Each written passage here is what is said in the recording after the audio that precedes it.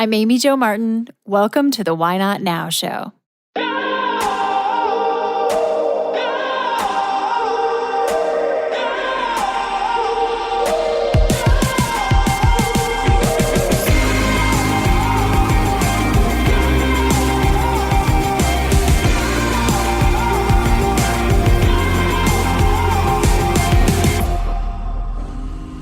You know that thing you've been thinking about doing? Yeah, that one. Why not now? Have you ever actually taken the time to ask yourself, what's stopping me? Let's talk it through. This is your chance to give that idea the attention it deserves and take action. Each episode, I have a chat with a fascinating person, from entrepreneurs to athletes, celebrities, my parents, rocket scientists, and all walks of life. We talk through a critical time when they've asked themselves, why not now? We dissect that day or even that moment, step by step. Just let go.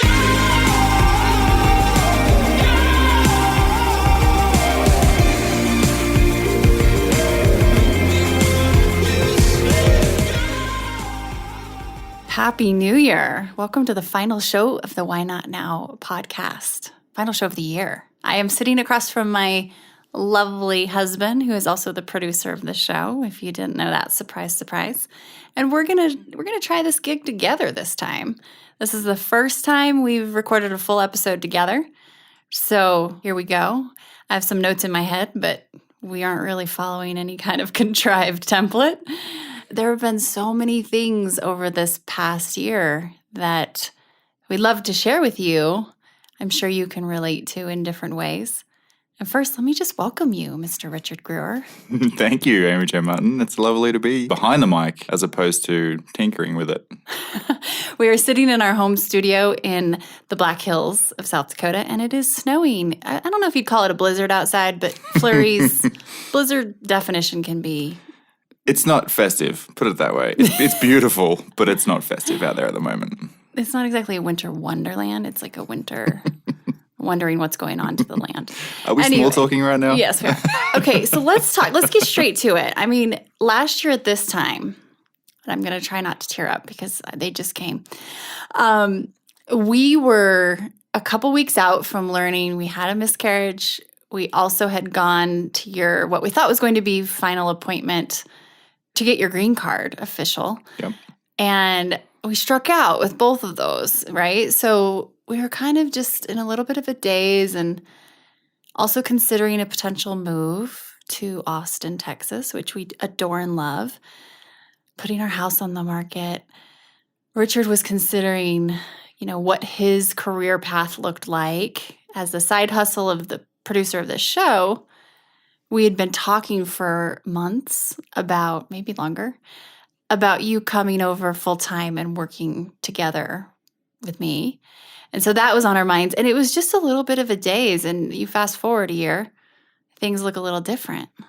Yeah, I think it's a really great look at how much can happen in a year, positive or negative. But that was a really, it was a troublesome ending for us for that year. And it really put a dampener on what we'd hoped for 2018. But I think what the real lesson is when we, and I'm sure we'll get to this, but when we decided to just really surrender to whatever was planned for us and however you want to manifest who or what is behind that. But once we surrendered to that, things started to change, and we found that this, looking back on this entire year it's not without its ups and downs, but for the most part, we've been able to turn all that around. And I think the lesson there is that there's so much you can achieve in a year, even when you think that everything is unachievable or those goals can't be met, Yeah, even when your strategy is kind of to trust the process. I mean, we were really left with, my personality is just make it happen, do things, right?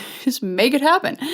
And then knowing that just wasn't really an option in these cases, that there were so many factors out of our control, the government and Mother Nature, that it was like, all right, so let's just have confidence in whatever's supposed to happen is going to happen. And it seems like the second we flipped that switch and we were like, all right, hands are in the air. Mm-hmm. Someone else can start calling the shots, because whether that's science or the universe or architect in the sky or whatever, it was like things all of a sudden started happening. I Yeah. mean, I think literally the night before we got your letter in the mail, we were talking about the green card, and just as a little background, Richard has had a tricky time coming into this country. He moved here from Australia, 5-6 years ago? Mm-hmm. Making the process official after we got married has been oddly challenging, and there was a point where we're like, wow, we might have to move to Australia or potentially back to England, where you're from originally. So I think when we finally just were like, you know what, whatever, you got your green card in the mail after 2 years? It was longer. It was probably about 2.5 years. I think to take a step back from that, the ability to control what you can control. There was so many factors that were out of our hands, and we decided to let those kind of be whatever and whenever they would be, and then just control what we could control and really focus and zero in on that. Yeah.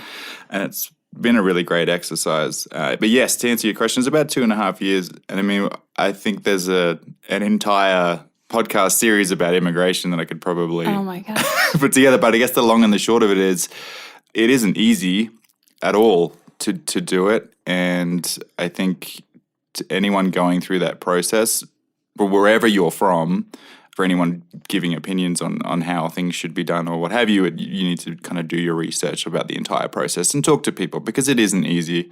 And we had a fairly cut and dry case, We thought we were. But that's a whole different But discussion. we're proud to say you're no longer a legal alien. I'm no resident. longer a resident alien. I'm a legal resident. Yeah. Which is so lovely. you lost your alienhood this last year. Yeah. Which, I don't know, I thought that was kind of cool. Yeah, it was kind of but fun. I prefer you to be here on solid terms.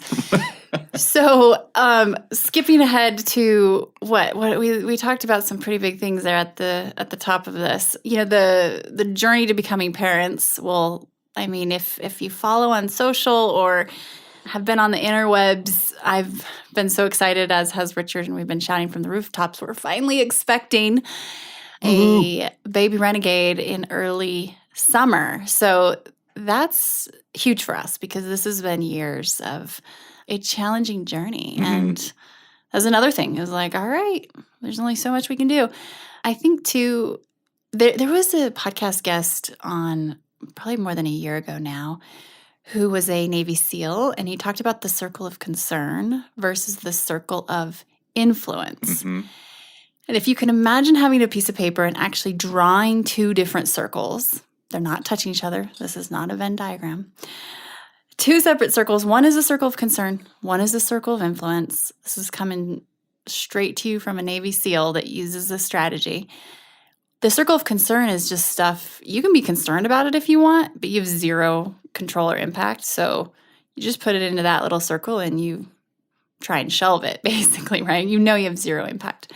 And then the circle of influence is focusing on what you do have influence on. It's such a simple concept, but to know that this is being used at with some of the biggest decisions of even that are being made as it relates to the people on the front line for our country and our safety, like, it's a pretty solid strategy. So I've been using that a lot in the last year too. Yeah, I think for listeners as well, and for all of us that go through those kind of why not now ideas, or anything big or small in our lives, we get so caught up in what other people are thinking, and then the stories that we make up in our head about how things are going to go and the circumstances and how things are going to play out. Whereas if we just focused on one thing at a time and what we can control and have influence on, the path to whatever that goal is, or the path to quote-unquote success, whatever you view that as, is a lot, not easier, but it's a lot more efficient and it's a lot more achievable if you're zeroing in on those things. For sure. So one of the big shifts this year was you leaving this amazing job that you had. Yep. This why not now gig. Moment.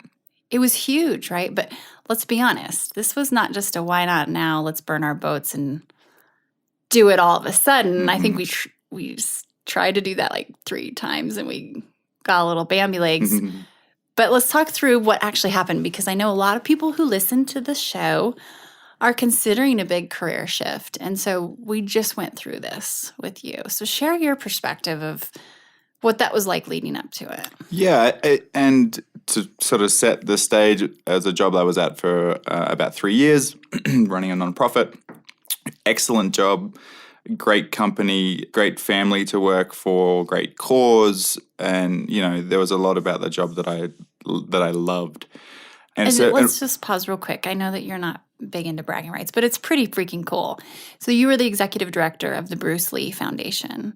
Bruce Lee, as in, yes, that Bruce Lee. Sure. And it was pretty amazing to be exposed to his philosophy and learn so much about it. Yeah. And you did a rad job. So I just had to pipe in there as a little Yeah, trailer. I mean, incredible human being. And Shannon Lee, his daughter, she's been on the podcast. Encourage you to go and listen to that. Also, She's incredible. Yeah, an amazing human being, and they do a lot of wonderful things over there. And it's not an easy job that they have, or because they answer to millions. There's literally millions of people around the world who are very opinionated. Yeah, and they love Bruce. So, to kind of frame that up, I definitely did not hate my job at all. It was quite the opposite. So it wasn't an easy decision to make.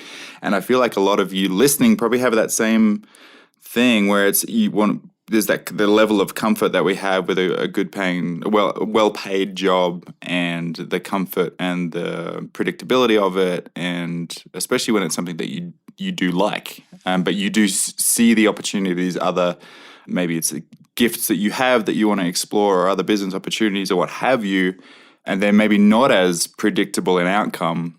But for us, we took all the things that we talk about. It was a really great lesson in, like, you got to put your money where your mouth is, certainly for Amy, Jo, and I, because on the show, obviously, we talk about a lot about burning your boats and running the numbers and what's the worst thing that can happen, and all these questions that we sort of say to ask yourselves when going through your why not now ideas and moments. And so for us, it was a great lesson in, okay, we need to do that. We need to do all these things. And it did take, it wasn't a short path or a straight path to get to the decision to finish up at the job. And when we did make the decision finally to do it, it wasn't a clean exit at all. Looking back, certainly could have handled it a lot differently. But, c'est la vie, you learn from the things that you do, I guess. And there's a lot of learning in that for me, but... And I think you were being as graceful as you knew how to be at the Sure. time. It's never easy when you feel like you're leaving family. Right. Your team was family. I mean, these weren't just coworkers. Right. And I think the biggest thing for me was seeing that the potential to grow for you and I and for our family, and to make change in the world and still have the change that we make benefit other people, our listeners and people in the Facebook group and things like that, as well as our own family, and have that freedom to explore our other ideas together, work together, and have one thing I was missing in my role was face-to-face. I was working remotely. So I struggled towards the end there with that, with just not having that physical presence. And I think that was evident on both sides. So, and I hope now that now that a bit of time's gone on, that they realized that and they were able to kind of foster something more physical, because I feel like there's some great opportunities with the work they do. But for us, that made a huge difference. The amount of work that we were able to do and how efficient we were working together, it's been amazing. So when we did make the decision, we made the choice to put our marriage first, and it didn't always work out that way, because we're both hard workers and get into a habit of like work first. That's all you do. Especially when you work from home and you live in kind of an isolated place, and sometimes it's snowing outside and there's nowhere else to go. Right. But you're right. So like PJs all day. Thinking about the literal of this. So we did run the numbers several times, just in case they changed. Yeah, for sure. And had scenarios, and had, this wasn't a rash decision, which I've been known to make in the past, but this was very calculated. But at the same time, I think the bigger risk in my heart was our relationship. Not risk, but like just the bigger circle of influence and maybe concern. Right. And so we talked a lot about that, as I know that the dynamic, we're pretty much, we balance well, right? So I think your strengths are my weaknesses and some of my strengths are For sure. not yours. But at the same time, run the numbers. And finally, I don't even know if we were to ask ourselves, what was that why not now moment? I think going back to how you opened the show, really, I think the catalyst for that why not now moment, the actual sort of leaving the job and working together, was really just, it was born out of the miscarriage and the green card appointment not going as we liked, and really just kind of saying, well, screw it. This is one thing that we can have control over, and it will net out however it's meant to net out. Yeah, absolutely. And we've done more since you've joined the team than I've done in probably 3 years solo. Right. And it's so nice to be able to focus on what I'm uniquely qualified to do. And you have the strengths in these other areas. And it's just been, from a business standpoint, it's been a dream. It couldn't have gone any better. We hit and exceeded our goals, blah, blah, blah. From a marriage standpoint, we'd be lying if we said it wasn't a little challenging at times. And so that's anyone that works with their spouse or is thinking about working with their spouse. Or any kind of family member, I think, regardless. Actually, good point. Yeah. Because I've worked with family members too, and or close friends that feel like family, because those are just as much family. Thinking that through and having kind of an agreement, almost like a commitment, and it's putting out in front, okay, what are we going to do if this situation comes up? Or when we know that this healthy tension clash will arise. Because we've had days where it was like, we finally ended up getting to a point where we were like, let's just have someone help us guide through this process. And so we found a friend who I think also that goes by marriage right. therapist. And just to kind of frame that up, it was more in preparation. It wasn't really getting to it. It wasn't like we got to a point where we're, arguing all the time or anything like that. It was more a preparatory thing, whereas, okay, let's get some outside assistance to really kind of help guide us through this and to give us some tools to really kind of elevate our work-life integration For sure. in a better way, which... It's like preventative versus, I like to call it vitamins versus medicine. Vitamins. It's good to go see that help when you are Right. just wanting some vitamins. Or I think as it's a friend calls it, an oil change. Right. We all need a tune-up. I think it's the same thing in business, right? I mean, you outsource or you find the people that Guide can you. do what you can't do. Yeah. Right. And or She's been a have the business information consultant that as you much have. as right? I mean, Yeah, totally. technically. Yep. Yeah, so that's been really positive, I think. Yeah, it has. Sorry, I was reaching for my tea. I wonder, I've been slurping my tea, and I know you don't like the sound of that when you edit this, but It's more ice. I tried to challenge myself with not saying any crutch words. So no ums, no likes, no you-knows, no kinders. But at least I'm not counting them. I've had someone I do will that fit you. before in audiences. You said "and" 14 times. there you go.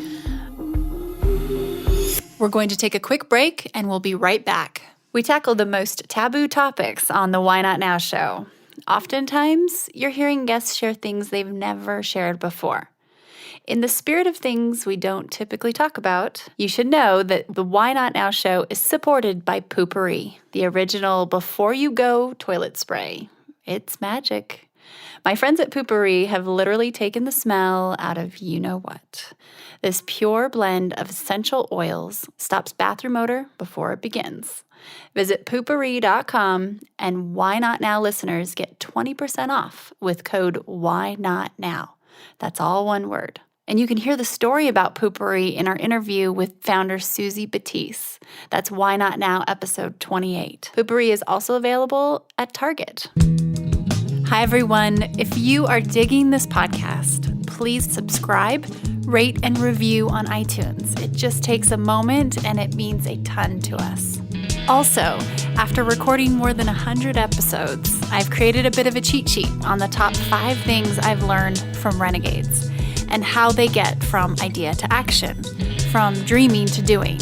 I will email you the downloadable PDF when you subscribe to my newsletter. Just head to amyjomartin.com and click on Connect with Me. Okay, 2019. So everybody's thinking about this. Hopefully you have been thinking about, what does your vision look like? What do you want this year to bring? What do you want to leave behind, take with you, and create new? I would love to share that for the first time, I believe ever in my life, I do not have specific goals and metrics that I am striving to achieve. And this is very intentional. It's not just lazy. It is trying to follow this vibe of surrender and space. Those are two of my words for 2019. And by that, I mean really leaning forward into what life is serving up to me versus trying to create some vision in my head that has limits. So it's been pretty exciting to practice this. And it's Bambi legs because I love a good spreadsheet and list of goals. But my type A matrix pivot table self is taking the back seat. Well, and I think it's not like you're taking the back seat. I think it's just focuses in a different area, right? Well, the approach is different. Yeah, it's a different tactic. Mm-hmm. It's amazing how I think we can limit ourselves when we try to structure our future and vision so much. Obviously, it's great to have a vision. And I'm just starting to realize that this universe has been around a lot longer than me. And it's been around that block, not its first rodeo. And it tends to know a lot more. So if I can go with that flow a little bit more, not snowflake in the wind, like Lost, but I really focus and lean into that and be intentional. Yeah, it's pretty amazing. It is. And what do you, so looking at how your process of creating goals and like getting to those goals, what do you think is a different, so taking this new approach, how are you going to be approaching it differently? Because you can't, and maybe this is just how my brain works, but could you just let it all happen? Or are there still like, is there a list of bullet points that you're still going to follow? Or how is this going to look for you, you think? Honestly, no list of bullet points. It's crazy because this is very different from how I'm wired historically.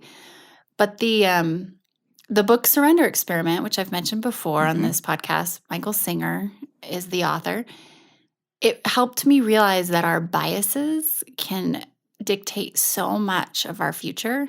And if we can try to just at least put those in the back seat per se and try to be more open-minded, our future can be, we can't even imagine what it is. Like we're not capable to comprehend. So I just have this, I feel like goals can be so limiting.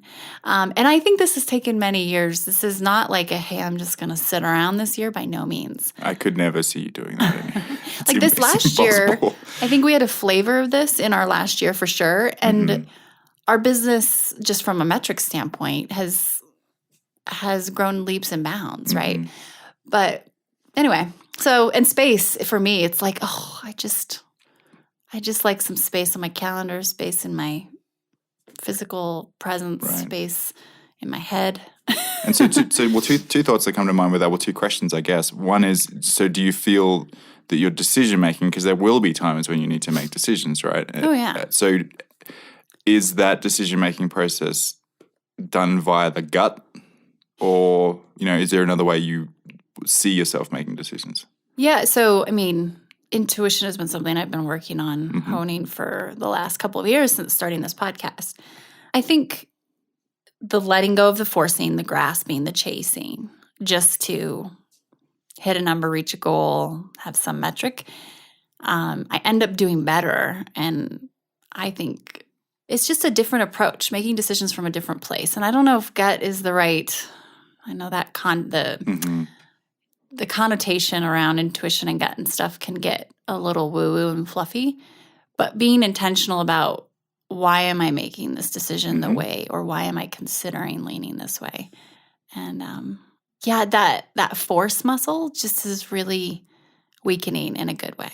And maybe it's something we can revisit too once you've sort of had a few big decisions that have come your way, and especially with the little one on the way. There's good. One thing that we typically are not very good at, listeners, is strategic no's and purposeful yeses. So I think that is going to be a big challenge for us next year. So it'll be interesting to see how that plays out. I also think this is a really good example of, for going back to people that, listening, that have their own businesses or are wanting to work with their spouse or family member, or already do. When you have, and I don't want to put words in your mouth here, but when you have someone who complements your skill set, and that you kind of work together to build that trust, and because this is still very much a team effort, and revolves a lot around yourself, and then I help execute and all those things. But I think that I'm really happy to see that you're now able to get to this place where, like, okay, I feel like I can release enough to trust that things are still going to happen, and then take a different approach for myself and still get things done, and however that looks for you. So I think for people listening, maybe if you're looking for a little more of that, if you're a CEO or you're a founder or what have you, or even if you're not, you're just running a business on your own and you're thinking about making a hire, those are things to look at for, future use of your own time. So if you can find someone that complements your own skill set and can help you get to that point, then you do, in time, create more white space for yourself and the ability to experiment in different ways. Would I be right in saying that? For sure. Yeah. Absolutely. And I think something you said about us not historically being, us meaning, I think it was me, not being great at strategic Teamwork no's makes and the dream work, man. strategic no's and purposeful yeses.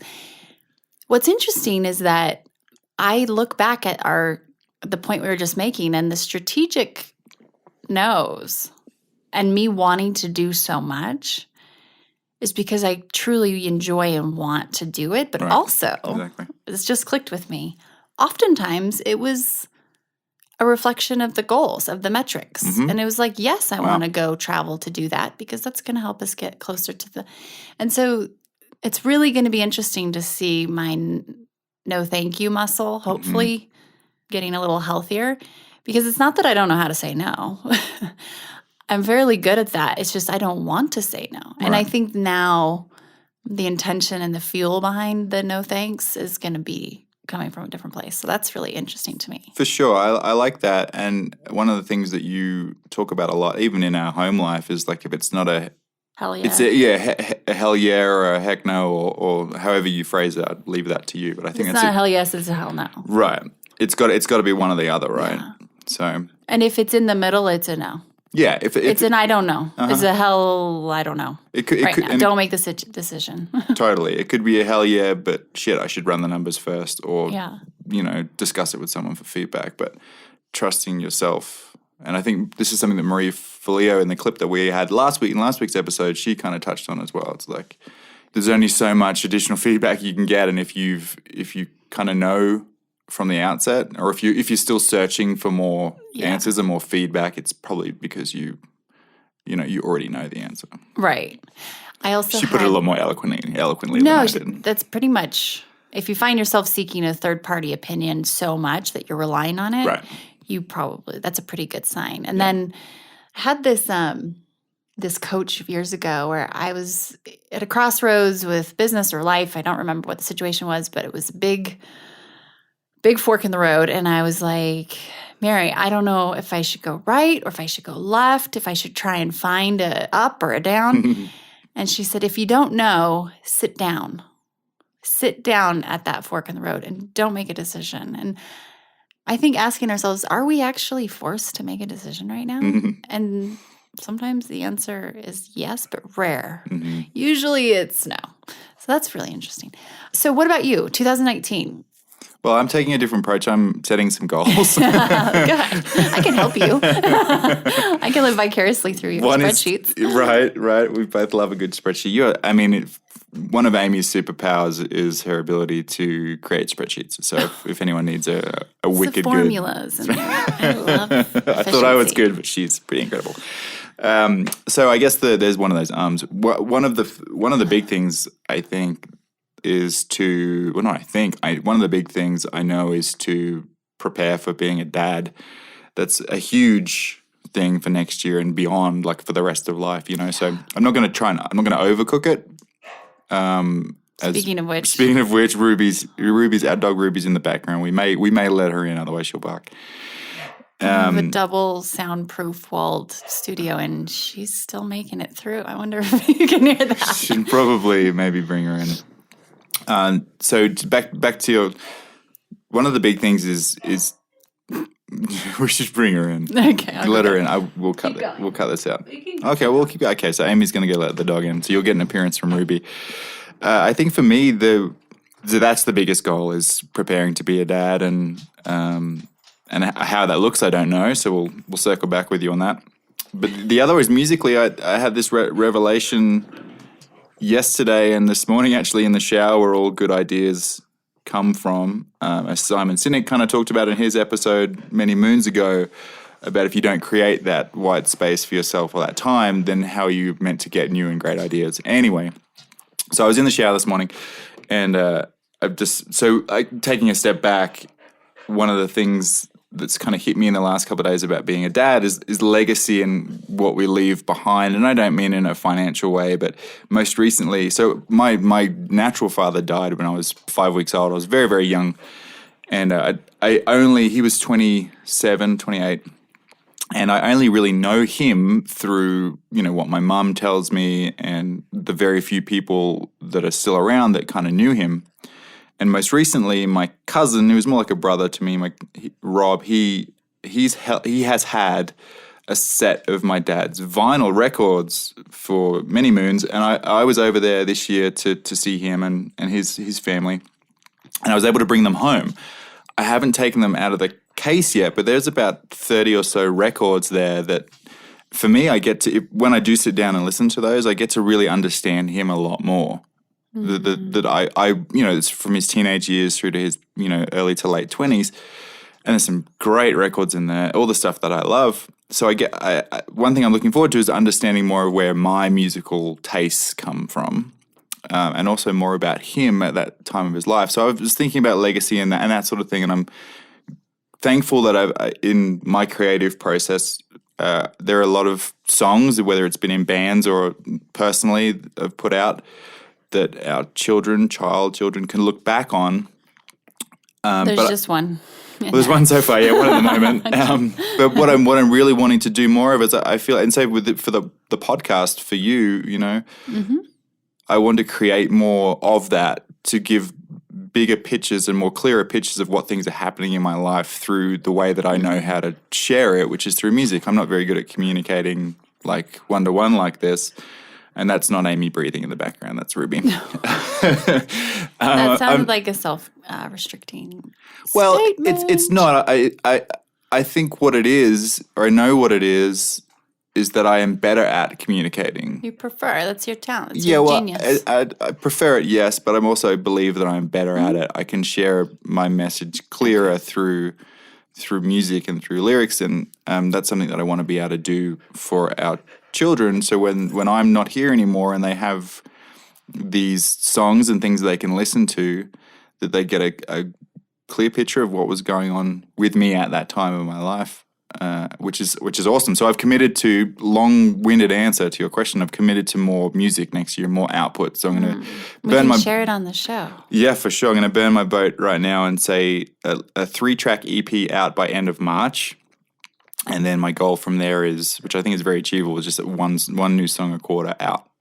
Awesome. On iTunes, Spotify, and all that stuff. So that's my personal goal. Obviously, there's work goals as well that we have, but that's a big one for me. And obviously, the parenting thing is a whole new ball game. So, but I'm lucky to have a pretty amazing partner in crime to help along with that. Oh my gosh! Thank goodness we've got each other. So, listeners, any advice for new expecting parents?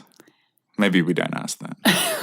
It's debatable how much people want advice, right? And we just said before about the third-party advice. So maybe not. Yeah. We retract that statement.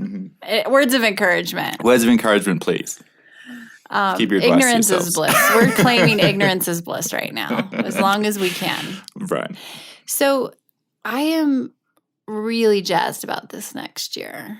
I feel like the 2018 was like setting the stage and preparatory for some huge expansion.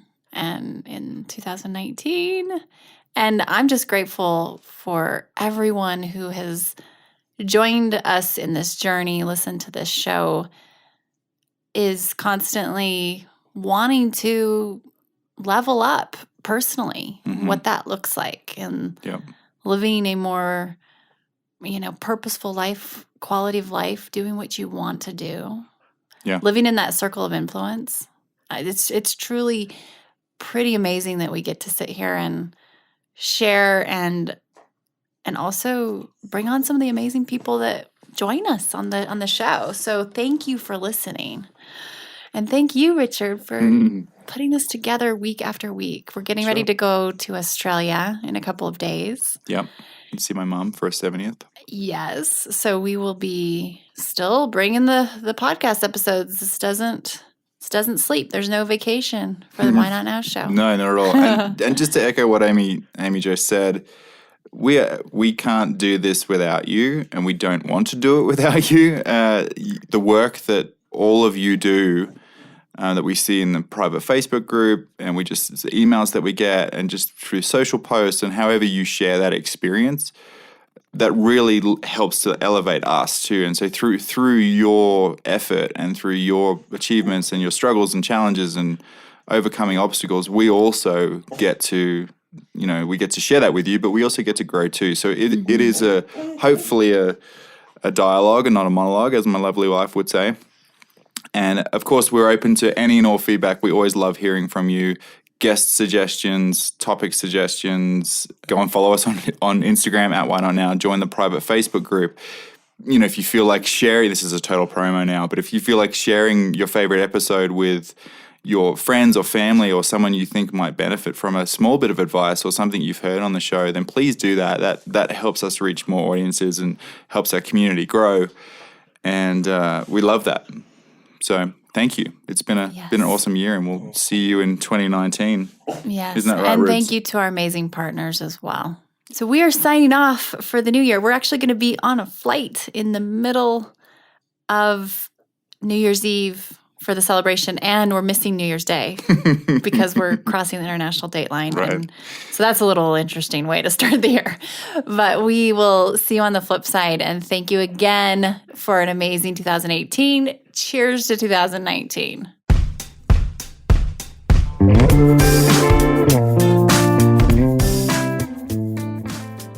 Hey everyone, thanks for listening to the show. Hit me up on social media to let me know what you think. I'm at Amy Jo Martin on Twitter, Facebook, Instagram, and LinkedIn. And I want to hear your Why Not Now moments so I can share them on the show. Just send me a note to whynotnow@amyjomartin.com. For show notes and other offers, you can visit amyjomartin.com/whynotnow. And while you're there, don't forget to sign up for my email newsletter for exclusive content and announcements. A big thanks to Rock Salt Music for all of the tunes by the talented John Coggins. And of course, a hat tip to Richard Grewar for editing and producing the show. I'll see you next time. And until then, why not now?